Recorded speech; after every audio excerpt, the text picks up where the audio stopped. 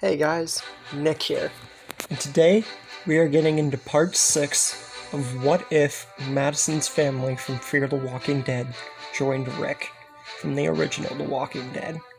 We've gotten through 5 parts going into 6 now, with both families and both sides of the same universe converging and seeing what becomes.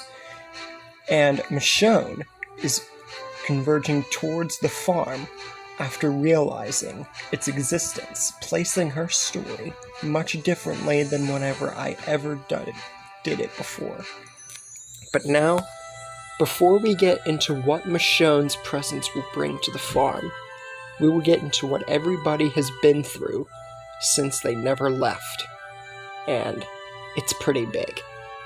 First off, Lori still has her baby, obviously, but because of no problems and nothing to speak of being truly harmful to the farm, Lori has her baby successfully and lives through the pregnancy.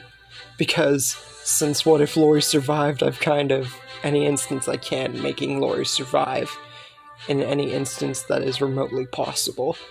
But if the situation calls for her to live past that moment, now at least I look into it, and this situation definitely would let her survive.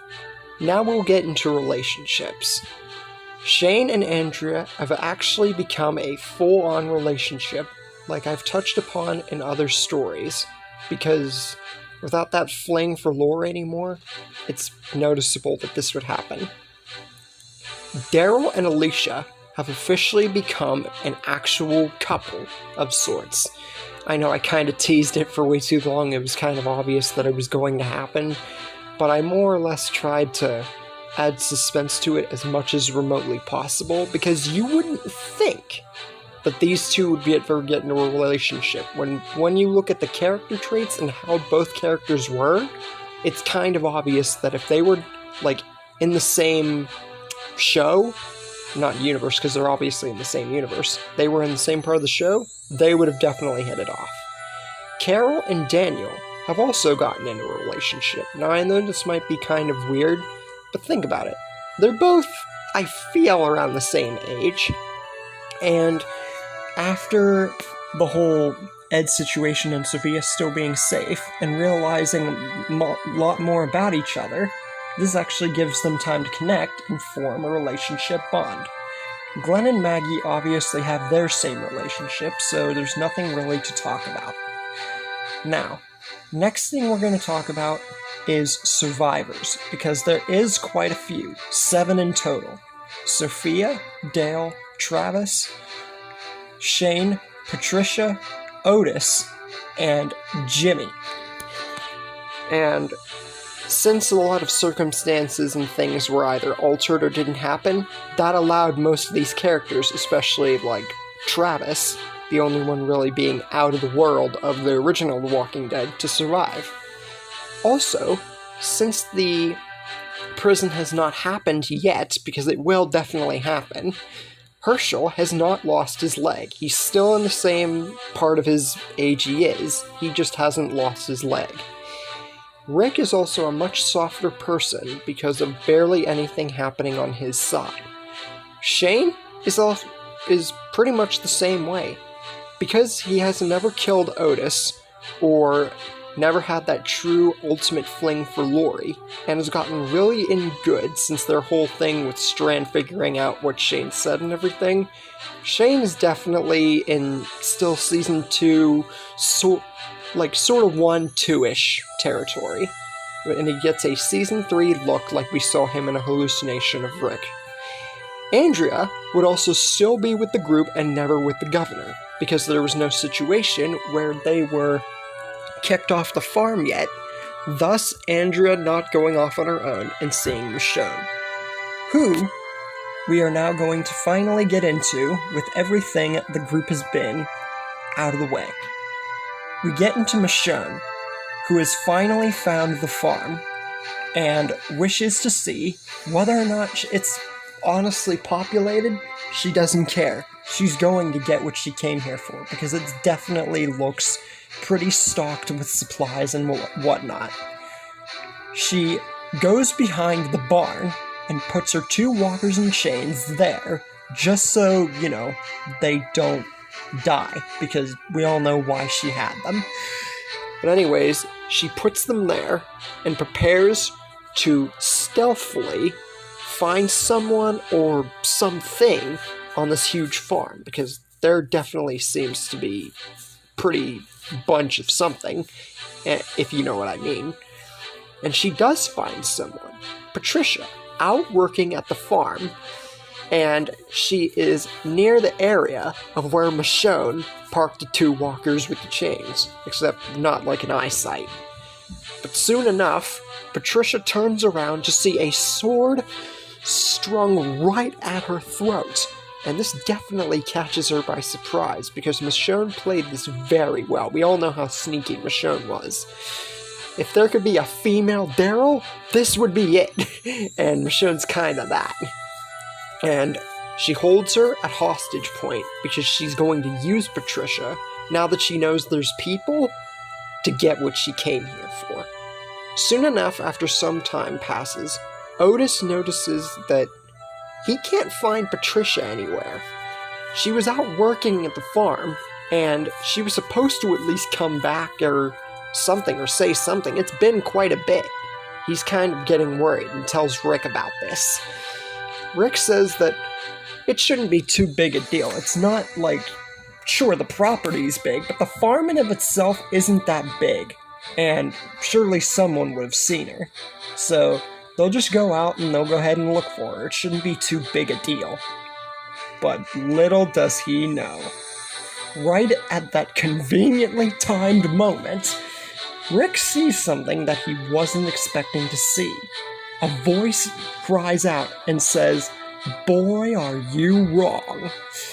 And out of the blue, they run out of the farmhouse to see Michonne holding Patricia, a very scared Patricia, at hostage point with her sword. And not even knowing who this woman is, they can already tell that she means business. Michonne states that she is not here to truly make trouble, but now she knows that this place is populated. She doesn't care if she kills anyone. She came here for supplies and things to get her along, and she'll kill this woman if she has to. Otis prepares his gun, ready to shoot, because it's Patricia's life on the line. But Rick points his gun and says that Otis doesn't need to do that. He can take care of this. And he says to Michonne that whatever she thinks she's came here for, she can have like a small portion. She doesn't need to go to this length to prove a point. But they're certainly not going to give anything away to a person who's threatening one of their own, so she needs to drop the sword. Michonne says she's not going to do that, and it's not like them to be giving orders to someone who clearly has one of their own at hostage point, and whether or not she has someone with her sword at hostage point doesn't matter to her. She knows that this place is fully populated and has a lot of stuff.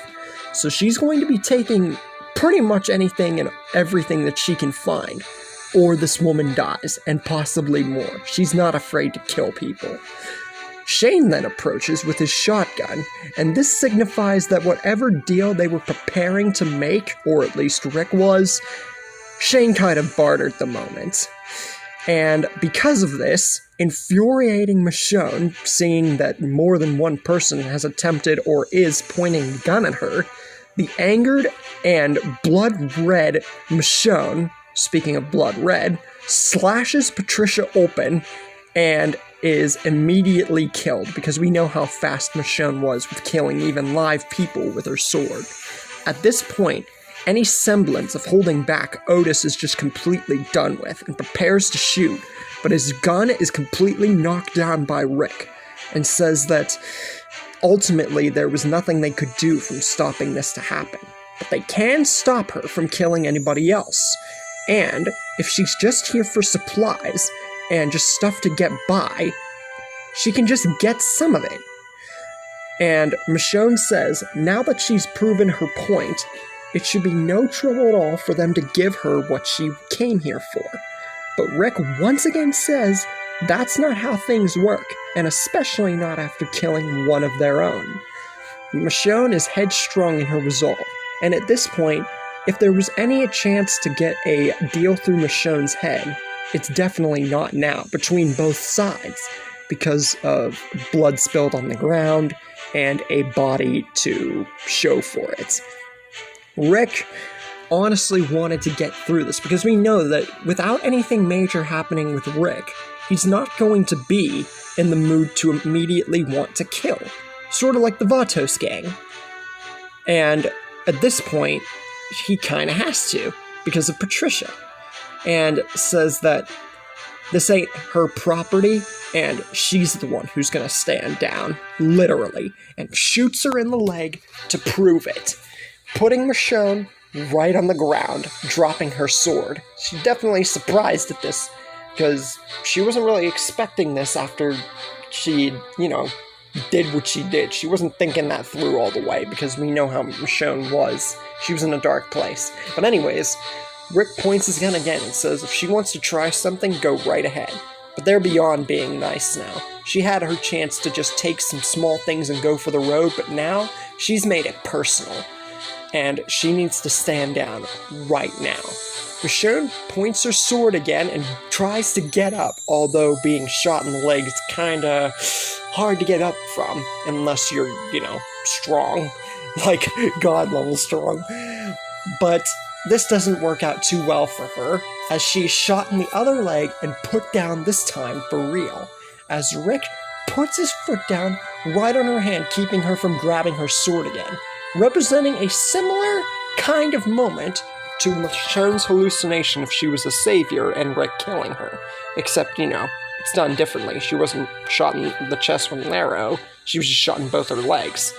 But now, Rick says that she's gonna come with them, and that now they're going to see if she can possibly maybe be trusted before they give her any kind of anything, especially after she just killed one of their own.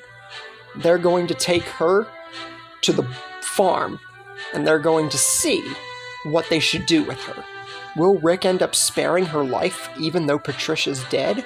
Or will they just end up killing her, one of the most major characters of The Walking Dead? And that's where we leave things for the moment. Hope you guys like this little entrance into Michonne's character. Definitely different than whenever I've introduced her before, like being with the group, or rescuing Andrea, or going with Negan. It's honestly a much different turn. But I hope you guys enjoyed this episode nonetheless. Like and subscribe, leave a comment, and I will see you guys in the next video.